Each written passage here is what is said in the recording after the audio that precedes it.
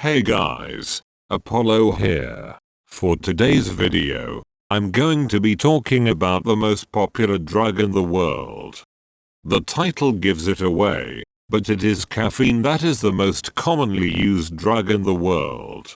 Caffeine is a powerful, natural nootropic and performance enhancer that's widely used around the world. It increases alertness, wakefulness, focus and physical capacity, all powerful effects. Coffee is the preferred method of administration of caffeine for most people. But what if I told you there were ways to get more out of your cup of joe? I'm talking clearer focus, longer lasting effects, less jitters and an overall better experience. If that's something you're interested in, then this video is for you.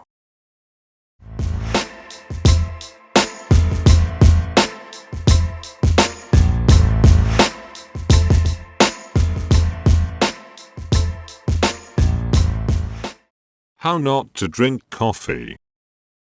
Here's what most people do. They wake up and the very first thing they do, after brushing their teeth, is make a boiling hot cup of coffee and start drinking. A lot of people also fill their homemade coffee with sugar, or even worse, buy an artificially flavored Starbucks drink filled with a ton more sugar and other processed garbage.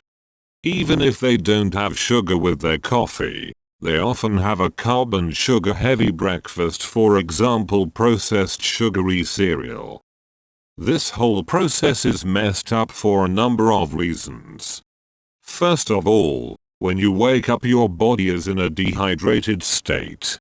You haven't drank water for the past 8 hours and your body is dying for rehydration. The last thing you want to be doing is pouring in a near boiling hot cup of liquid that also happens to be a diuretic, which makes you pee more and dehydrates you further. This dehydrated state leaves your body weak and fatigued. This is masked temporarily by the energy from the caffeine. This is, until the inevitable crash which leaves you suffering in the afternoons. The crash, which is made much worse by the sugar in your coffee and accompanied trash cereal.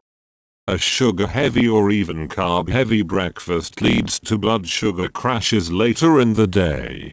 When this is combined with the caffeine starting to wear off, you feel drained of all energy. The fix. First of all, stop drinking coffee first thing in the morning. Instead, take some time to properly rehydrate yourself first. Drink plenty of water. To make it even more effective at rehydrating, you can add some good quality salts and a bit of lemon juice, although this is optional. When it comes to breakfast, you want to be having something high in protein and fats, low in carbs and avoid sugar altogether. Why high in fat? Fats are excellent at making sure that energy is released slowly. This helps to dull the afternoon crash which most people think is inevitable.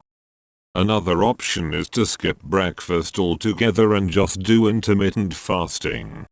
Intermittent fasting has many health benefits and is great for weight loss, but that's a topic for another day.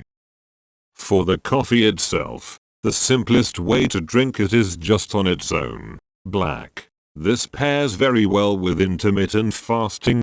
You can add milk if you like, but always avoid putting sugar in. Now, this is a great start, but let's look at some ways to take it even further. L-theanine. L-theanine is a compound that is found naturally in green tea. It goes great with coffee as it naturally offsets the side effects of high caffeine such as the jitters and anxiety. It's actually a nootropic in and of itself, promoting focus, mood regulation and an overall sense of calm. What this means is that combined with coffee, L-theanine creates a concoction that gives you the focus, attention and awareness that coffee would, but in a more calm and balanced state. Bulletproof coffee. This one is quite interesting. Made by blending coffee with MCT oil and butter. It is not for people afraid of consuming fats. This is a recipe by Dave Asprey, who is a pretty famous biohacker. The fats are the magic in this recipe as they slow down absorption. This means that the caffeine drips into your bloodstream slower throughout the day rather than dumping in the morning and crashing soon after. It's definitely more calorie heavy than normal coffee, but if you combine it with intermittent fasting, it's actually great for weight loss. It's also keto friendly, so it's perfect for anyone who's into that. Skip the coffee. Wait, hear me out. Skipping coffee is actually my favorite way to enjoy coffee. How does that even make sense? Well, I'm not talking about skipping it altogether, just cutting it down a bit. This is really effective as it prevents the natural tolerance you build up when you drink it every day like a lot of people do. When I was drinking it every day, not only did I feel like a bit of a crack addict, I stopped feeling the effects of it as much as I was before. I wanted coffee to be something that took me from 100% to 110%. Eventually it became a thing that kept me at 90% and was needed to take me back to 100%, because I was so dependent on it.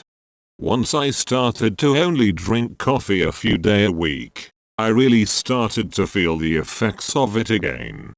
That focus and clarity was there again. It also helped me to function well without coffee, which I was failing to do at that point. Spice it up. Finally, for a more interesting and flavorful option, you can blend in certain spices with your coffee.